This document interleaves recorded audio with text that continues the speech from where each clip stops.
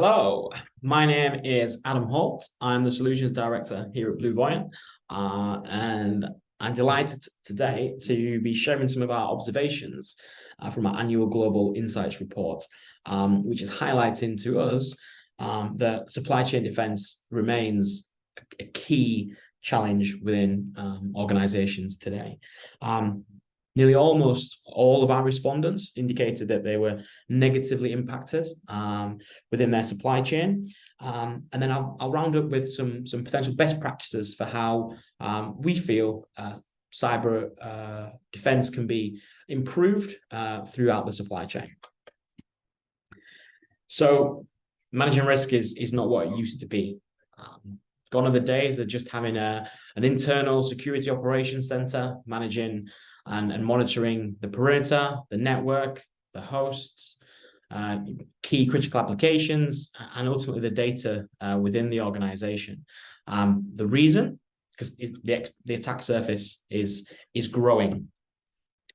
And why is it growing? Well, because of key vendors, suppliers, partners, all within the ecosystem of your organization, which it expands your attack surface. And these can range from very small organizations right through to the super large organizations that we all are aware of. Our analysis has shown us that on average, companies have over 1,400 different vendor relationships, which in itself is a huge challenge. Then when we start looking at it from a cyber lens, how do we monitor and manage that? There are challenges. So what are the threats to this extended attack surface, which we just mentioned? Well, our Global Insights report identified three main reasons for why supply chains are being targeted. The first is scale. Companies have hundreds, if not thousands, of suppliers, and some of them are incredibly small and don't have, let alone the resources, the skills, expertise, or the knowledge to defend against these type of attacks. The second is human errors. Sometimes these are unavoidable. We can have the best firewalls, the best IPSs, IDSs in the world. However, if there's a human error inadvertently, which creates a vulnerability that we may not be aware of, then that, again, is going to negatively impact that organization and your supply chain. And then 0 days. More and more 0 days are coming every day, every week, every month.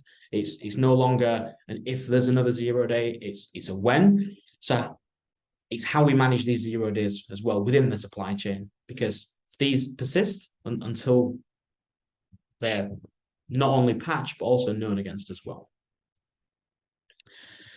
So the analysis has shown us that 97% of the respondents have been impacted negatively within the supply chain, which is an alarming statistic within itself. But what I find even more alarming is the fact that 49% of those respondents have not just had one breach. This is a continually growing theme, and there has to be a better way for how we can manage the cyber risk within the supply chain. So what are the challenges for that particular managing the risk within the supply chain? Well, there's a few that we've heard from many of the respondents. The key themes is around the blind spots and the 0 days, which we've previously spoke around.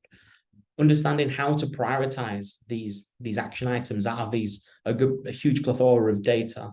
Having the ability to scale. So the previous statistic I shared was over 1,400 suppliers. How do we scale to monitor that level of suppliers or third parties? Also then dealing with unresponsive suppliers or partners. If they've not got the skills, the expertise, or the people, then how do we manage that cyber risk? Surfacing issues with high risk, how do we prioritize that risk? And also then resource constraints in general. There just isn't enough people to combat this challenge. And I ask the question, is people the answer here, or is there a smarter way, perhaps automation?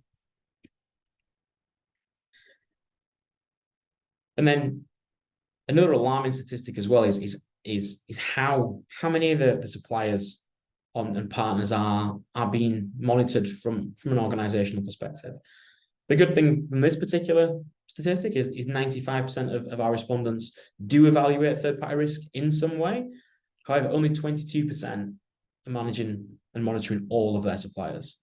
So again, I think there's room for improvement, but if we think of the key challenges, how do we scale to allow this to happen?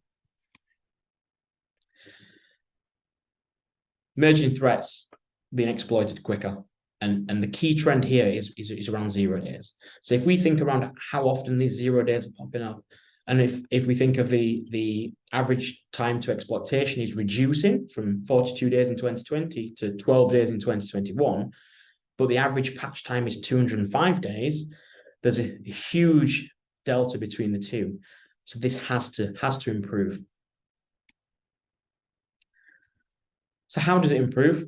And what are the best practices that we see and envisage within third-party risk management? Well, we see there's 3 key phases of maturity within third-party risk management.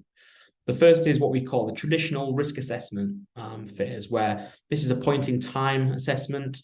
It could be paper-based, a self-assessment, a questionnaire through procurement that we do once to onboard the supplier. We do this once a year. It's kind of a box ticking exercise that we put in a filing cabinet and revisit next year. Is that good enough?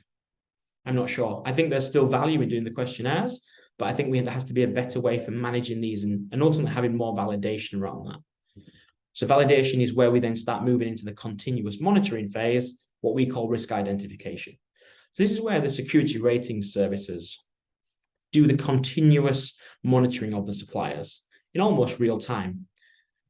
They run analysis and observations on the third parties, and then the output comes to your organization, which, again, if we think of those challenges around the resources, then this potentially has some issues as well, because if we've got 1,400 suppliers, for instance, and they've all got 10 vulnerabilities, there's a lot of work to do there. How do we prioritize? How do we work with those third parties?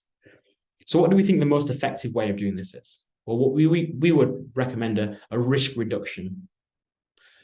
And what's our idea of risk reduction? Well, we have this concept of a risk operations center. So we've got the security operations center, the SOC, for our internal operations. How about this concept of a ROC, a risk operations center, which manages the risk with those third parties? That allows a real, full, scalable solution, and addresses all those challenges that we thought on the previous slides. So that's the end of it for me. We're at Cyber UK, and I'm super looking forward to meeting as many there as possible. Goodbye.